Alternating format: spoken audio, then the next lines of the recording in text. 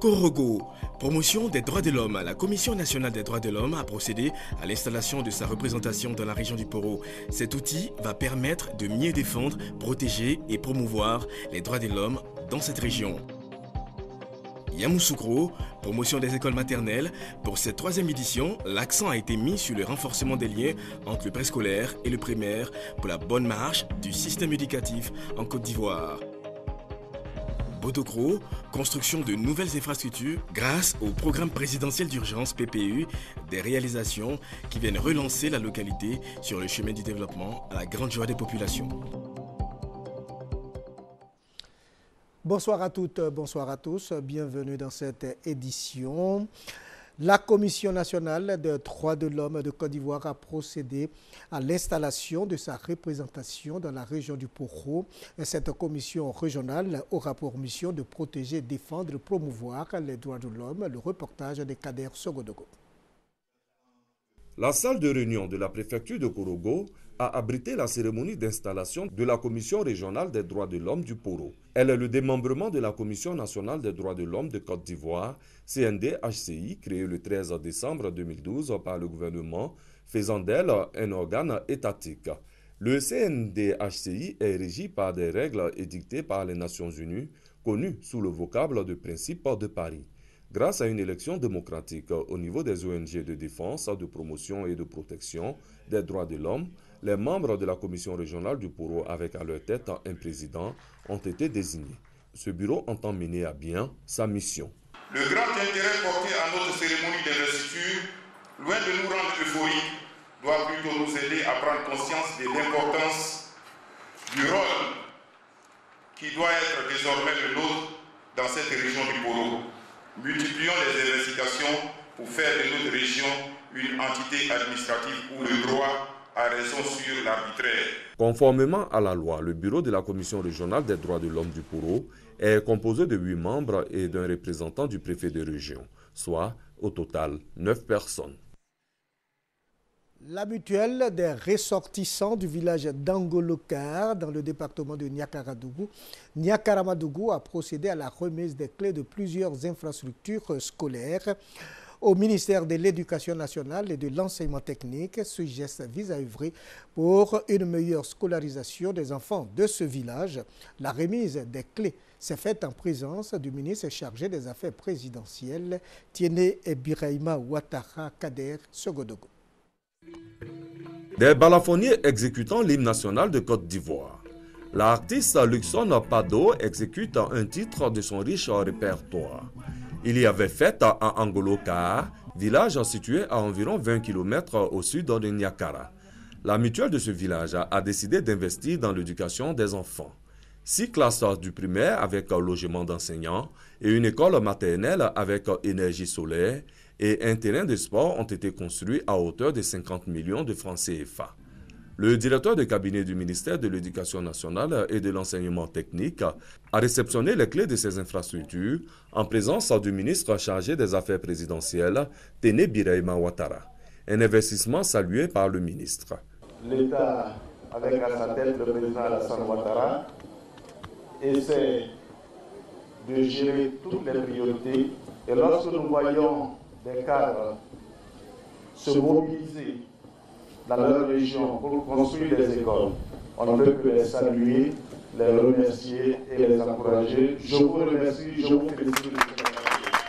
Avec environ 1500 âmes, le village d'Angoloka souhaite être connecté au réseau électrique national. Je voudrais dire merci au ministre Ibrahim de nous avoir honoré de sa présence. Nous connaissons le tout le pays pour avoir l'électrification. Les 18 meilleurs écoliers d'Angoloka, coquettement habillés, ont reçu des prix pour leurs bons résultats scolaires. Toujours dans le domaine de l'éducation, 3e édition de la promotion des écoles maternelles à Yamoussoukro, thème de cette année, grand frère, grande sœur, tiens ma main.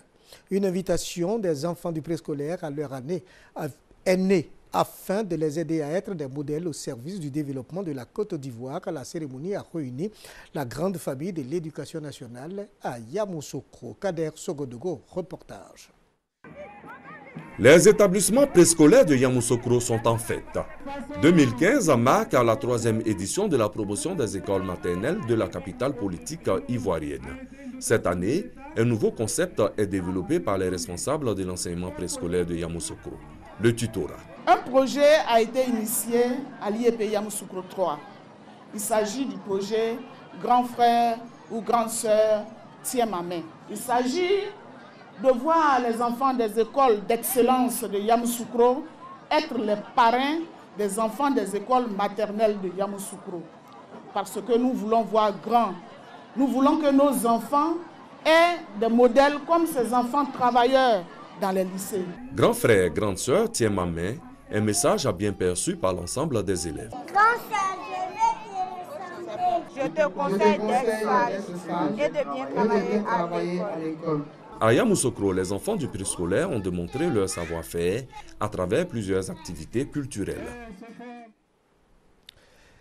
À Boli, département de Didiévi, Gros-Dié-Cro, en fait, c'était à l'occasion de la fête de la lumière de ce village. La responsable de cette mutuelle compte utiliser cet outil de développement pour le bonheur des populations de Gros-Dié-Cro. Situé à 4 km de Boli et à 11 km de Didiévi, son chef-lieu de département, Gros-Dié-Cro a célébré la fête de la lumière. Gros-Dié-Cro dispose d'un établissement scolaire. Après l'électrification du village, des préoccupations demeurent. Nous voulons un foyer des jeunes. Aussi avoir les activités commerciales. Nous avons besoin de poissonneries, des magasins de vente pour pouvoir développer encore nos villages. Un village qui marche bien, les élèves étudient et les parents comprennent, ils vont suivre les élèves. Aussi les activités du village peuvent marcher. Les femmes peuvent comprendre que ça là, si je fais ça, ça va nous rapporter. Donc c'est ce que je veux de mon village. Pour le représentant du président du conseil régional du Bélier, Yao Kofi André, les jeunes et les femmes doivent exploiter cet outil de développement à bon escient pour le plein épanouissement des populations de Gros-Dié-Cro.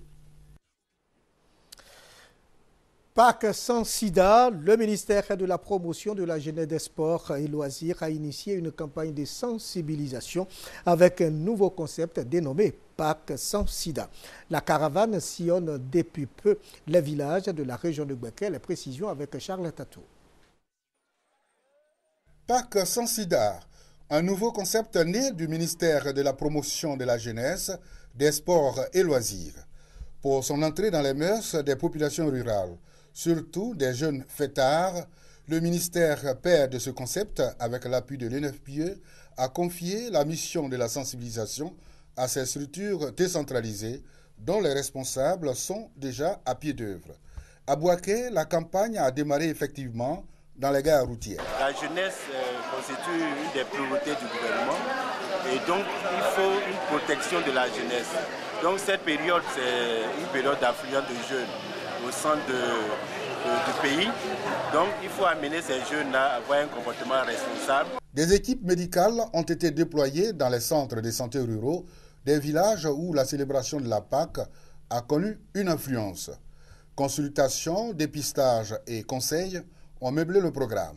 4 localités ont été choisies, à savoir le village de Sokobo et de Ngesampogo dans le département de Sakassou, le village d'Afotobo dans le département de Béoumi et la commune de Diabo dans le département de Botro, ainsi que la ville de Bouaké au niveau des différents gares pour la sensibilisation. Donc, nous avons donc déployé des équipes sur les différents terrains qui sont constitués de 2 pères éducateurs qui sensibilisent donc les populations pour qu'elles se rendent au centre de santé, 2 agents de centre de santé qui profitent de la formation de la part des coachs que nous avons envoyés qui les forment. Avec cette caravane de Pâques sans sida, nul doute la jeunesse du centre de la Côte d'Ivoire prendra conscience de l'ampleur des dégâts causés par le VIH-Sida.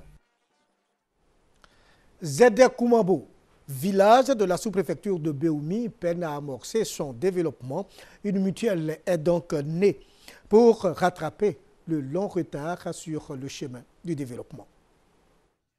Situé à une quinzaine de kilomètres de Béoumi, Zedekumaabo est une localité peuplée de plus de 600 âmes. Ce village est d'accès difficile. L'eau potable est d'une extrême rareté. L'électricité inexistante, pas de centre de santé. La seule infrastructure du village est une école de 6 classes.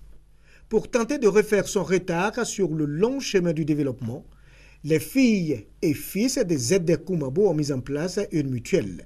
Le président de cette organisation a été investi le week-end dernier. Aussitôt après, il fait état de ses priorités. Il s'agit éventuellement de tous les projets de développement qui attendent le village, que vous avez vu, qui est dans un retard inqualifiable. Vous êtes passé par la route, vous avez vu l'état de la route, vous êtes arrivé, on vous a fait servir de l'eau, vous avez vu la qualité de l'eau. Il n'y a même pas d'électricité dans ce village, ce n'est pas normal. Aucune autorité ne nous visite. Nous allons essayer de nous unir, aller vers nos autorités. Ensemble, nous pourrons faire de grandes choses. Le nouveau président s'est engagé à mettre un terme aux difficultés qui freinent le développement de Zedekumaabo. Il a par ailleurs invité la population à s'unir car c'est dans la cohésion que Zedekumaabo connaîtra son essor. Quittons Zedekumaabo pour Téléboucan, département de Boutro. Il a été question dans ce village de cohésion sociale et de paix pour resserrer les bases du développement. Pour l'animation des concours de beauté et bien sûr des rencontres sportives, le récit de Soro Corona Blaise Mamadou et de Chris Larsen. Ils sont nombreux, les cadres planteurs, paysans, à avoir quitté leurs tâches quotidiennes pour se retrouver à Téléboucan à l'occasion de la fête de Pâques. Un retour au bercail qui replonge dans la tradition.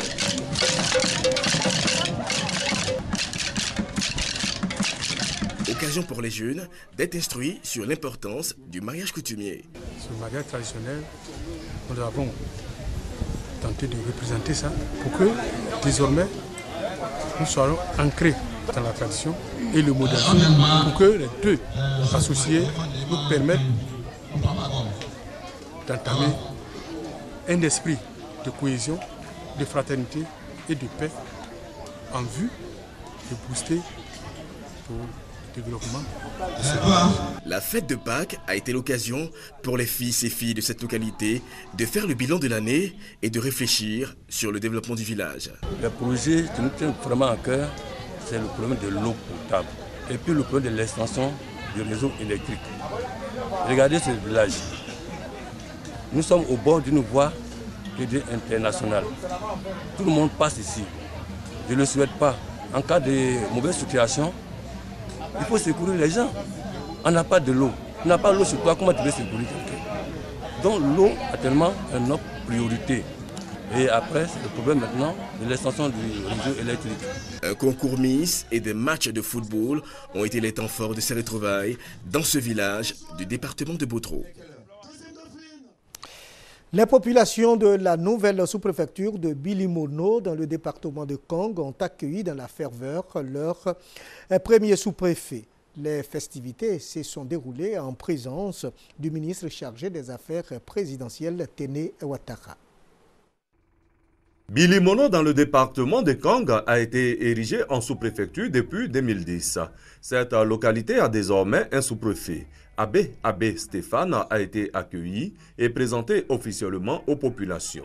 Cet administrateur civil qui est à son tout premier poste se dit prêt à servir l'État en toute intégrité et invite par la même occasion les cadres de Bilimono à l'union. Merci aux cadres de la sous-préfecture de Bilimono. Je pense que cette aventure commune montre que votre solidarité est fructueuse et est riche. Je vous engage donc à être plus unis et plus solidaires. Parrain de la cérémonie, le ministre des Affaires présidentielles, Téné Birahima Ouattara, invite les populations à mériter la confiance de l'État qui a décidé de les accompagner sur les sentiers du développement. Le ministre a par la suite prodigué de sages conseils au nouveau sous-préfet. Monsieur le sous-préfet, les populations, à travers cette cérémonie, prennent acte de ce que vous êtes le premier administrateur de la cité. Vous êtes la personne à jouer tous les rôles. Mais nous savons que nous pouvons compter sur vous et vous aussi vous pouvez donc compter sur notre soutien permanent. Les festivités ont pris fin par des danses, signes manifestes de la joie et du bonheur qui habitent désormais les populations de la nouvelle sous-préfecture de Bilimono. Sola Asamwakro, situé à 13 km de Sakassou, connecté au réseau électrique national grâce au programme présidentiel d'urgence. La mise sous tension du courant électrique a été faite par le ministre Awandoli Théophile, directeur de cabinet du Premier ministre, et c'était le week-end dernier. Sola Kwamekro, village de la sous-préfecture de Sakassou, est en fête. Ce village, en effet, vient d'être connecté au réseau électrique national. Réalisation rendue possible grâce au programme présidentiel d'urgence PPU. Awandoli Théophile, directeur de cabinet du Premier ministre, a procédé à la mise sous tension du courant électrique. Occasion pour Gezou Kwame, le président de la mutuelle, Eti Ngoué, de traduire sa reconnaissance au président de la République, Alassane Ouattara, pour la réalisation de ce projet. Le parrain de la cérémonie a fait état de l'importance de l'électricité dans le développement d'une cité. Il a exhorté également les filles et fils de Sola Kwamekro à la cohésion et à la paix, gage de tout essor harmonieux. La lumière que nous célébrons aujourd'hui est très importante pour le développement parce qu'elle détermine l'amélioration des conditions de vie des populations. L'électrification permet de lutter contre l'insécurité.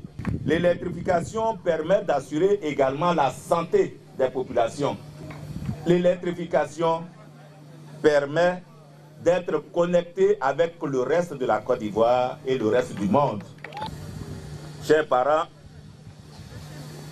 de Boaké, de Sakassou, de Sola Samouakro, inscrivez-vous donc résolument dans la dynamique de la réconciliation nationale et de la reconstruction de notre pays. Plusieurs doléances ont été émises, dont la dotation du centre de santé d'une ambulance et le financement des activités génératrices de revenus pour le bonheur des populations de Sola Kwamekro. Le bonheur, c'était aussi à Sankro, village situé dans le département de Didiévi. Ce village a un nouveau chef, Nana Kwadjo Kwa Assan2, âgé de 59 ans. Il a reçu son arrêté de nomination des mains des autorités administratives de la région. Le nouveau chef entend relever les défis du développement pour le bien-être de ses administrés. À Sankro, village situé sur l'axe Guébodouan-Tiebichou, à une quarantaine de kilomètres de Bouaké, a un nouveau chef. Nana Kwadjo Kwa Assan2, agent de maîtrise à la retraite, marié et père de 3 enfants. Le nouveau chef a reçu son arrêté de nomination des mains du représentant du préfet de Didiévi en présence des populations sorties massivement. La cérémonie était placée sous le parrainage de Ndjore Aya Adel, présidente du conseil d'administration de l'Office national de l'eau potable. La marraine a invité les cadres du village à s'unir pour le développement d'Assanko. Occasion pour la mutuelle du dit village d'évoquer les problèmes de la localité et des projets qu'elle entend réaliser. Conan David, président du conseil du village d'Assanko, lance un appel aux autorités pour qu'elles leur viennent en aide pour le développement d'Assanko. Le village ne dispose pas de forêt, ne dispose pas de puits. C'est un énorme problème. Les femmes sont obligées de parcourir des quinzaines, des dizaines de kilomètres pour aller chercher de l'eau. Le deuxième projet, c'est l'électricité. Le village n'est pas alimenté en électricité. Les femmes doivent réaliser des activités génératrices de revenus. Nous allons faire en sorte qu'elles s'organisent pour justement entreprendre des activités des AGR pour pouvoir se prendre en charge. Pour la réussite de sa mission, le nouveau chef d'Assanko demande le soutien des filles et fils de cette localité. L'IS populaire également à Goli-Kpangbassou, c'est un village moderne et c'est dans la circonscription de Bodokro. Goli-Kpangbassou bénéficie désormais d'infrastructures de base, cela grâce au programme présidentiel d'urgence. Les populations ont tenu à célébrer la réalisation de ces infrastructures en présence du chef de cabinet du président de la République. Un dispensaire, une maternité, une école primaire et maintenant l'électrification du village de Goli-Kpangbassou, village de la circonscription de Bodokro. Des infrastructures rendues possibles grâce au programme présidentiel d'urgence.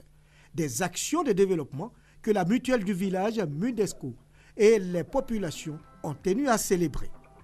C'était en présence du chef de cabinet du président de la République, Sidi Touré. Pour les initiateurs, cette journée vise à exhorter les cadres du village à s'investir davantage dans le développement du village. Le chef de cabinet du président de la République a invité les fils du village à l'union pour le développement de leur localité. C'est la solidarité qui est en train de célébrer et je les ai conviés à plus d'union, à plus de solidarité au sein entre eux dans la mutuelle pour que l'œuvre d'une personne ne soit pas unique et que toutes ces œuvres soient mises ensemble pour obtenir le développement recherché. Donc c'est ensemble que le développement peut être obtenu et ils ont vivement compris ce message. Les populations de Goli-Pangwassou souhaitent la construction d'un château d'eau pour alimenter les populations du village en eau potable. Voilà, c'est la fin de cette édition. Merci de nous avoir suivis. Au revoir et à très bientôt.